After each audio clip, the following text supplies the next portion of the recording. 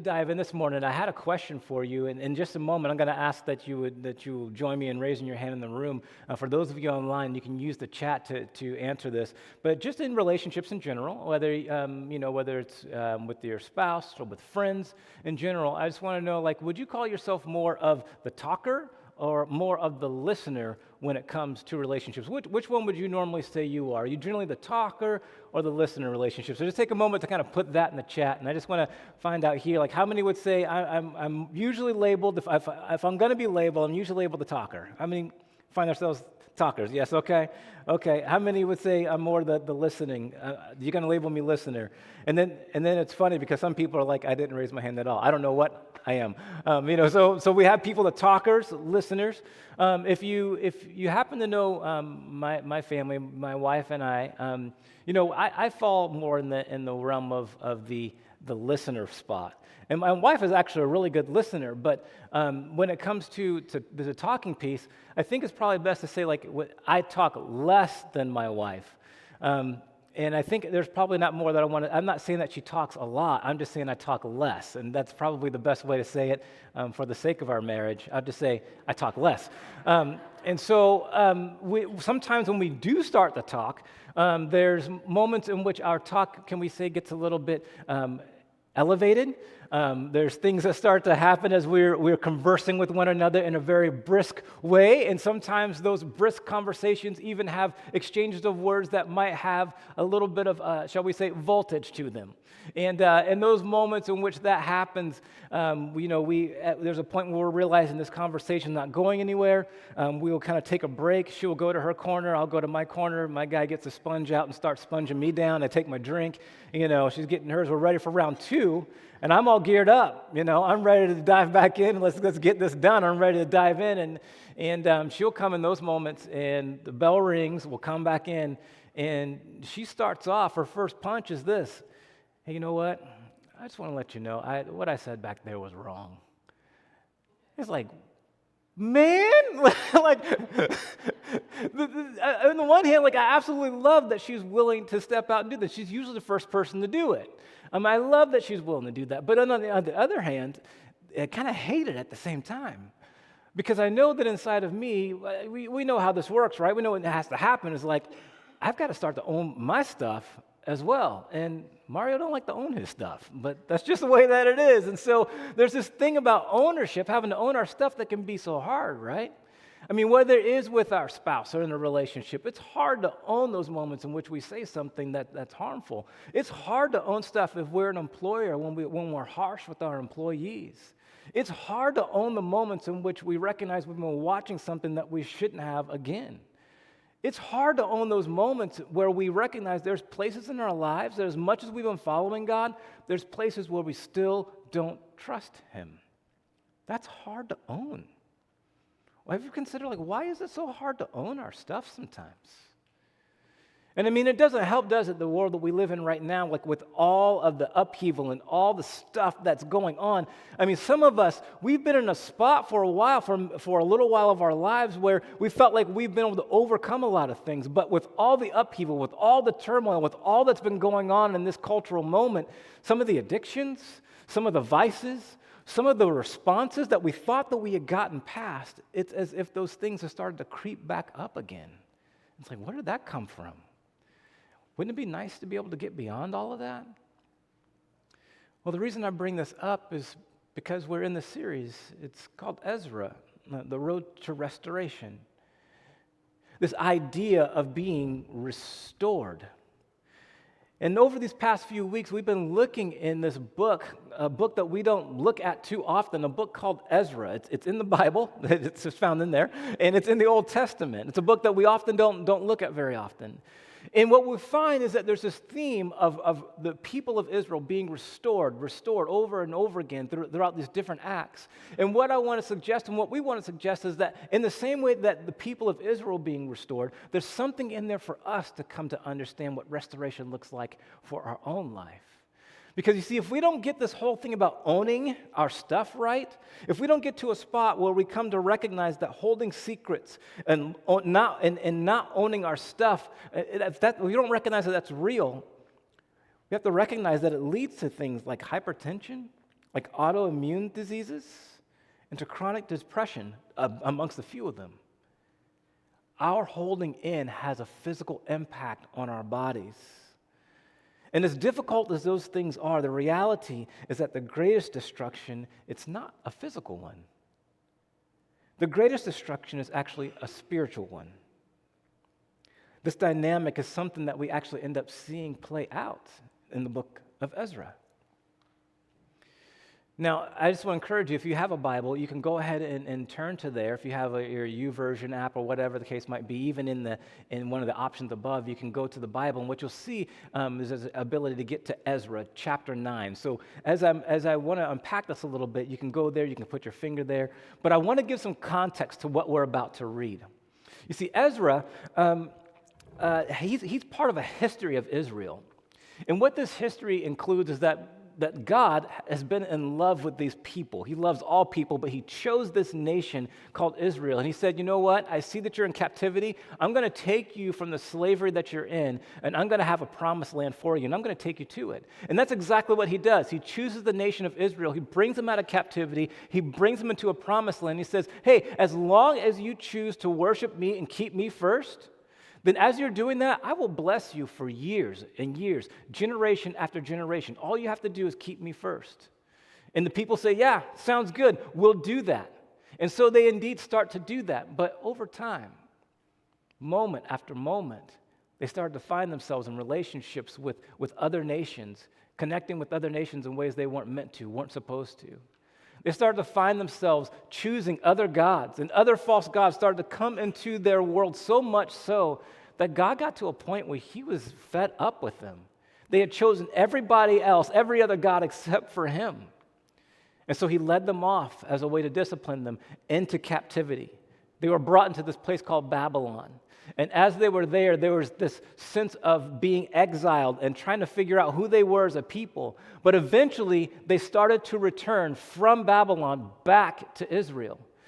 And one of the groups of people that came back was this group that Ezra was leading. Over these past few weeks, we've been talking about the book of Ezra, but we finally get to see this man named Ezra and what he's about. Ezra was a priest. He was a leader. And he was appointed to lead another group of people back to Israel. And when they went back to Israel, his job was to help instill within the nation of Israel a sense of worship, to understand what it means to worship God and honor his laws and honor who he is.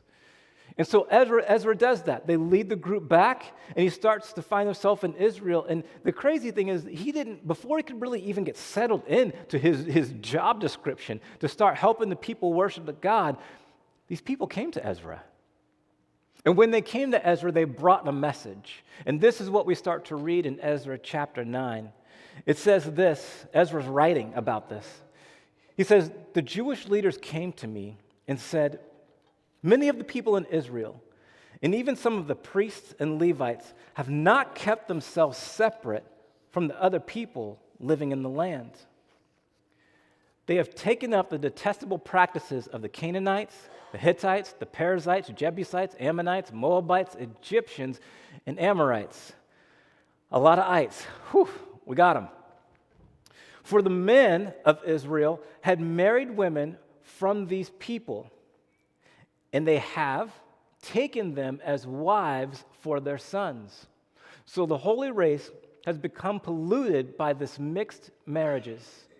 Worse yet, the leaders and the officials have led the way in this outrage. In essence, these people come to Ezra as he's trying to get settled in. And these people come and they say, Ezra, you got to come check this out. I mean, the thing that actually got us into Babylon, the thing that got us into captivity, we just got back and they're doing it again. The very same thing that got us taken away, going after these foreign wives, going after these foreign people, we're doing it again. It's starting to happen again. I would imagine if this was a text message that was being sent to them, I thought, what would Ezra's response be? And I imagine it would be something like this. It's like, come on, man. Like, we just did this.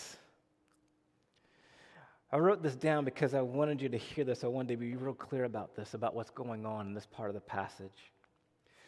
You see, there are many issues in this passage, but the main issue at hand, and this is true throughout the Bible, is that problems occur when a believer unites their body and soul with an unbeliever. The authors and God know that when this happens, it's a setup for believers to be enticed into worshiping false gods. It was a downfall for so many, including King Solomon, who was the wisest person who ever lived. Solomon, the son of David, the one who God granted wisdom to. He started off so well, building the temple in which the people would worship, and there was so much excitement. But if you ever go to 1 Kings chapter 11 and read that passage, that chapter, it is a sad story of the ending of Solomon's life. It gives a synopsis of it. And the synopsis is simply this: Solomon, as good as his life was, at the end of his life, he married many foreign women. And as he did, he got caught up in worshiping their gods. And as a result, you start to see the decline of the nation of Israel over and over again. This is where the demise starts to happen as he chooses to live his life in this way. So this is a big deal. All of that is the story. That's the backdrop of what's taking place. It was an issue for Ezra and the people. They had to deal with it.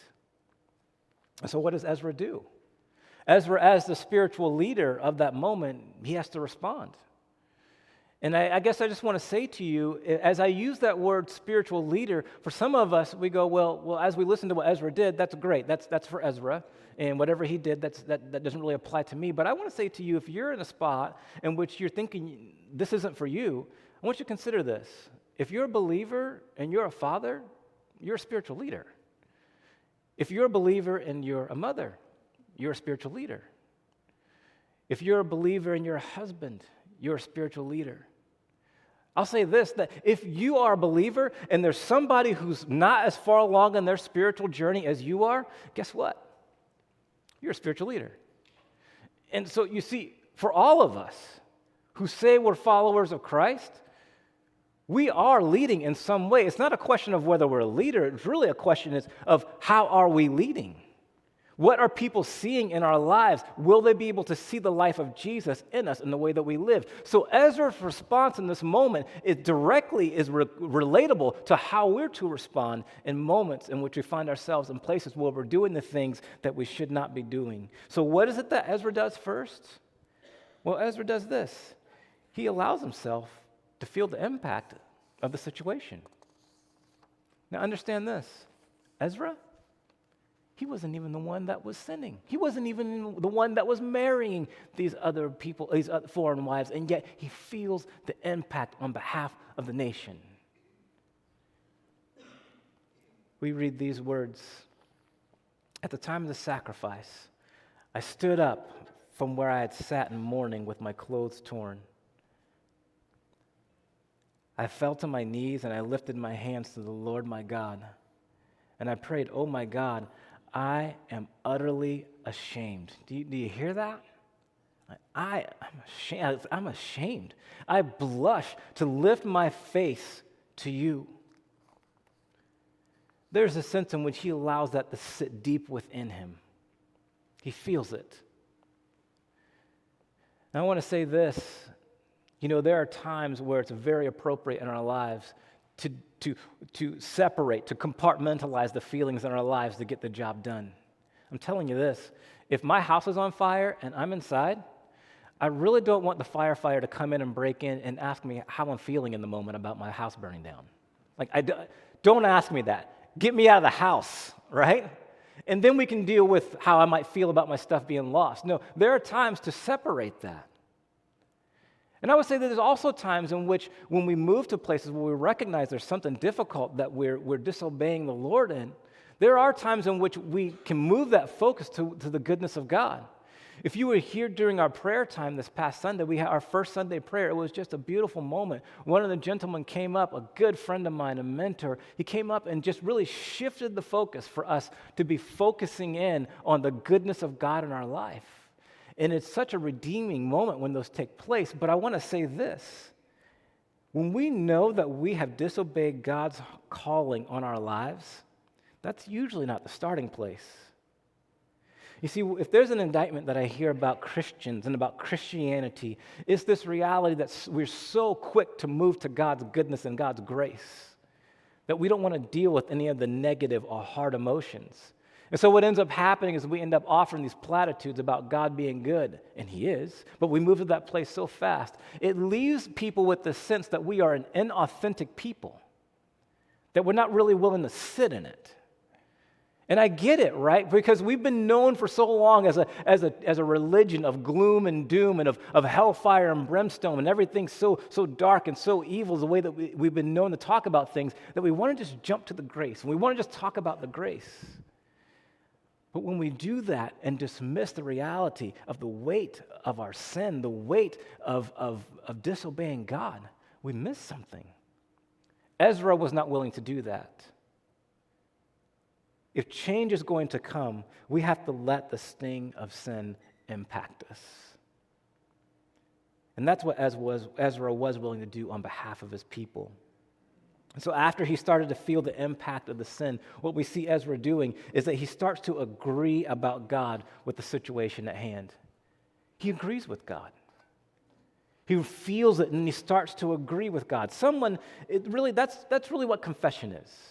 Someone said this about confession, is that confession is to say the same thing about our situation that God says about it. Think about that. Confession is simply saying the same thing, agreeing with God about what He says about it. So when God says that this attitude or this action is wrong, we stop and say, God, I agree with you. I confess. This attitude, this action is wrong. When God says, hey, I want to let you know you are my son, you are my daughter, and I love you, we pause and we stop and we confess, God, I am your son. I am your daughter. You love me. I confess that. I agree. That's what Ezra does in this moment. He agrees with God about the situation at hand. And I don't know if you've ever found yourself in a place of confessing your heart and your life before God, but at least in my life, it's never nice and cleaned up. It's never nice and linear, like I have this part and I'm going to say this part, and I have a nice nice put together prayer. It doesn't work that way. When I'm pouring out my heart to God, it just comes out unclean, all over the place, all a mess. And yet something in there expresses the heart of God. And that's what we see Ezra's prayer looking like. It's not neatly organized. He simply pours out his heart, vacillating between the sin of the people and God's faithfulness. And I just want to encourage you to listen. I'm going to read Ezra's prayer. And as I do, I want to invite you, if you happen to have a Bible, if you have an app to take a look at chapter 9 and read along with me, I want to encourage you, highlight, underline, underscore the parts that stand out to you as you listen, as you take this in. Ezra prays. He says, from the days of our ancestors until now, we have been steeped in sin. That is why we and our kings and our priests have been at the mercy of the pagan kings of the land. We have been killed, captured, robbed, and disgraced just as we are today. And then he switches to focus on God, on what God has done, because that's the way this goes. But now we have been given a brief moment of grace, for the Lord our God has allowed us a few of us to survive as a remnant. He has given us security in this holy place. Our God has brightened our eyes and granted us some relief from our slavery, for we were slaves. But in His unfailing love, our God did not abandon us to slavery. Instead, He caused the kings of Persia to treat us favorably.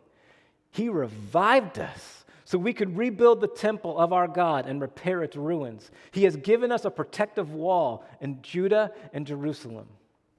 And then he vacillates back again to talk about Israel and their sins in verse 10. He says, and now, O our God, what can we say after all of this?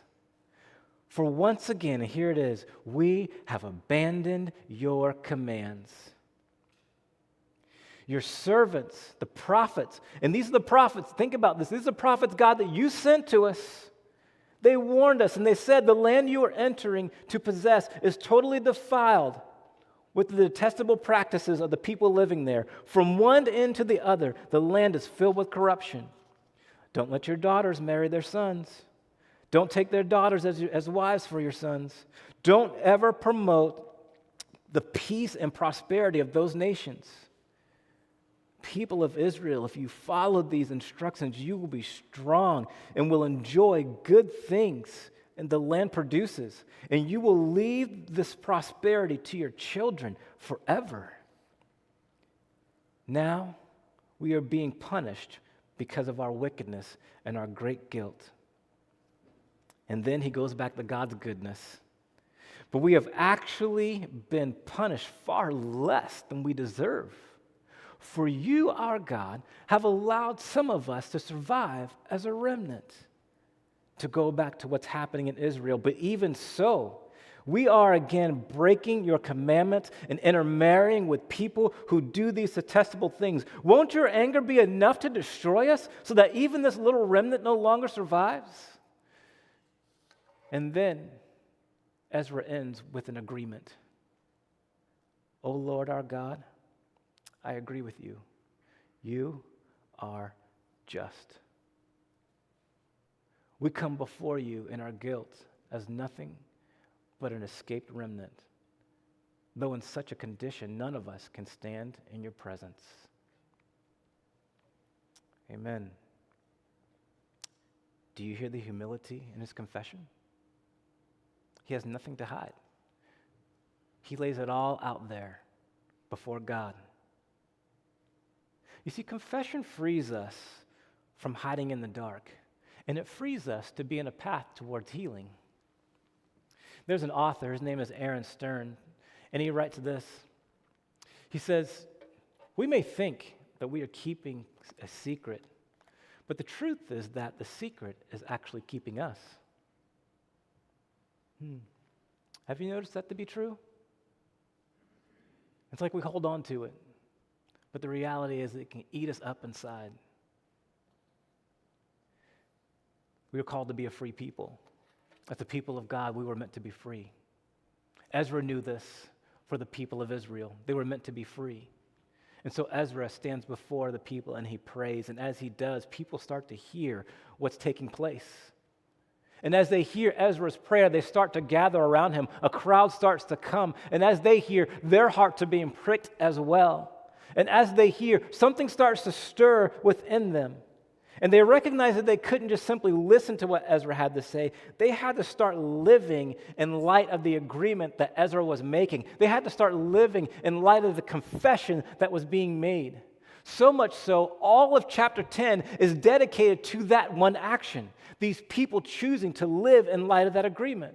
If you ever take a moment to listen to or to read chapter 10, it is a fascinating ending to this story. These people, they would be willing to send their foreign wives and children away so that they could be right with God. Now, I know that sounds odd, and I just want to say this, that has a context for what they did. I'll just simply say it that way. There's so much more that could be said, but there was a context for what they did. They chose to act. They had to do something. It wasn't enough for them just to say sorry. And so do we. You see, we can say sorry all day, can't we? We can say that we agree that God loves us. We can say that we agree with God that we've sinned. But at the end of the day, it's our actions that reveal just how impacted we are. So we can talk all day, but until we're willing to do something in light of that agreement, it's just talk. And that's one of the things I love about the story of the prodigal. See, Pastor Tom, if you were here last week, and if you weren't, I encourage you to check out the message from last week. He talked about this story of the prodigal son. It's a story that Jesus tells in Luke chapter 15. And in essence, the story just comes down to this reality that the son ends up experiencing the grace of his father. It's a beautiful story. But the thing is that the reality for that son to experience the grace of the Father, he had to get up from where he was at. It wasn't enough for him to sit in the pigsty and think about his Father's grace. His Father was always gracious. His Father had already been filled with grace, but it wasn't until the Son actually got up from where he was at that he turned around and actually started to walk back towards home that he was able to experience the grace that was already available to him. And that's the way confession works. That's how restoration starts to work. There's a need to move. There's a need to put into action the things that we are agreeing with. The same was true for the men in Ezra's time. And the same thing is true for us today. Maybe the action that you need to take is you need to step towards somebody and say, you know what, I'm sorry for what I did. Maybe you do need to make that phone call or get on Facebook and get in a private message and say what needs to be said. Maybe you need to schedule that appointment that you've been putting off for way too long. Maybe you need to find a healthier outlet than what you're doing right now. Whatever it might be, I don't know what it is.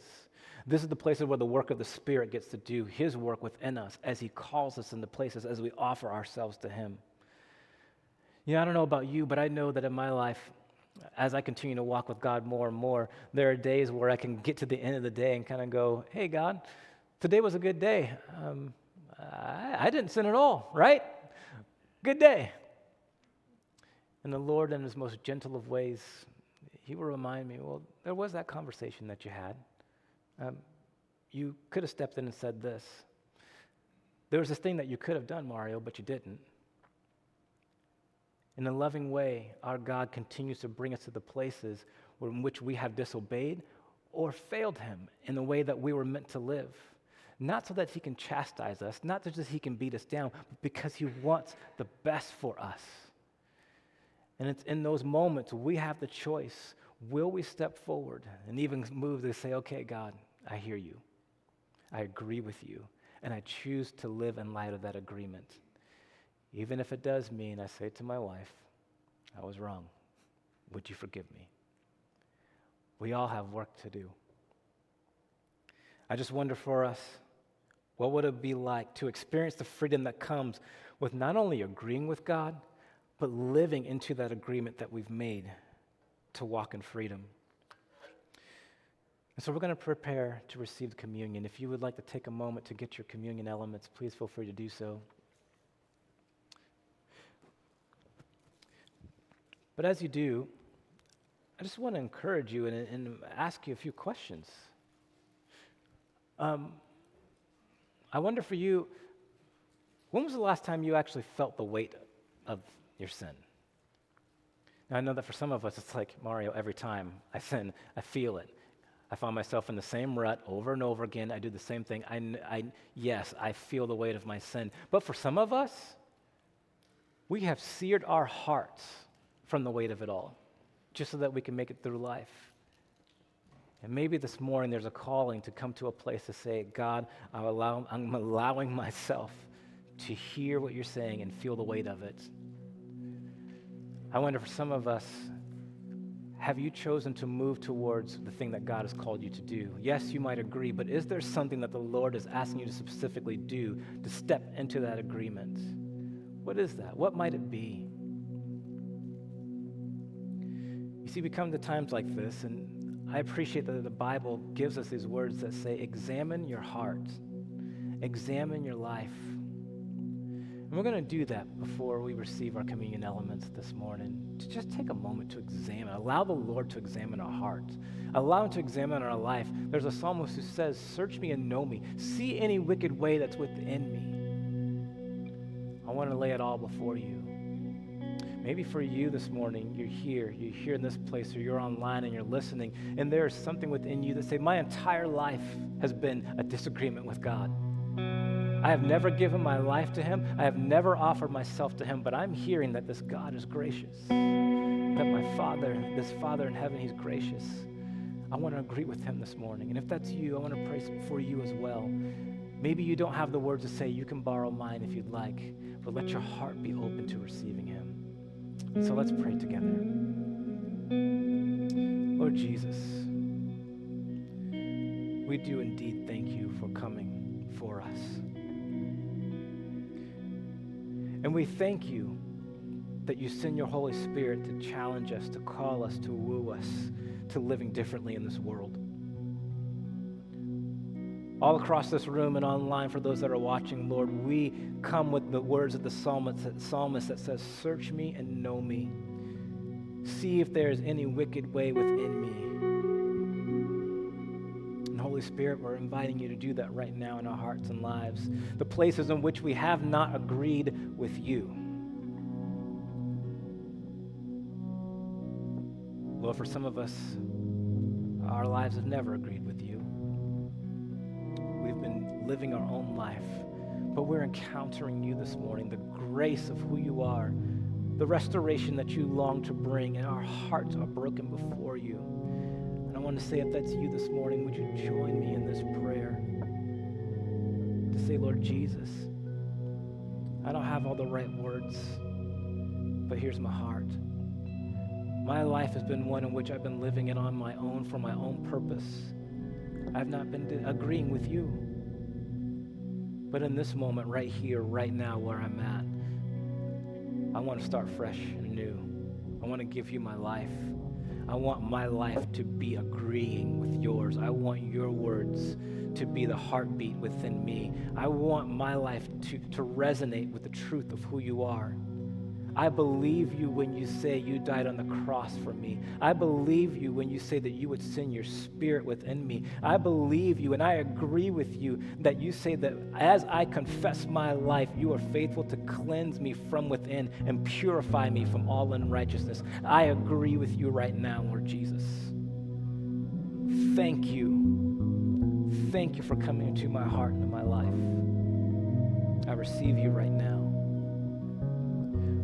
Lord, we have friends that are gathered here and online that have not been agreeing with you in areas of our life, and right now we're giving those to you.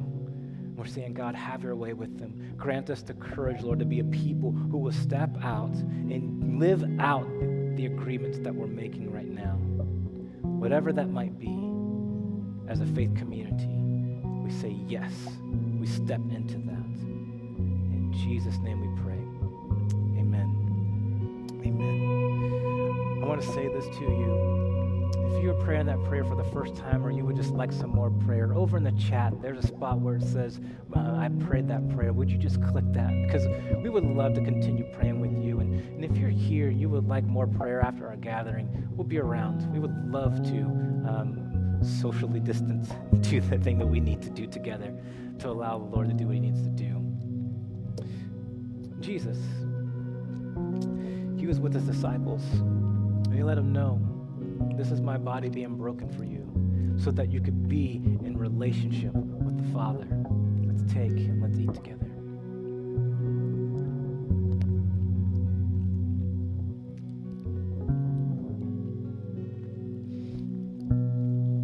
In the same way, he took the cup, and he said, this is my blood poured out, the forgiveness of sins. Let's take this together in a way of agreeing. We believe in the resurrected Lord.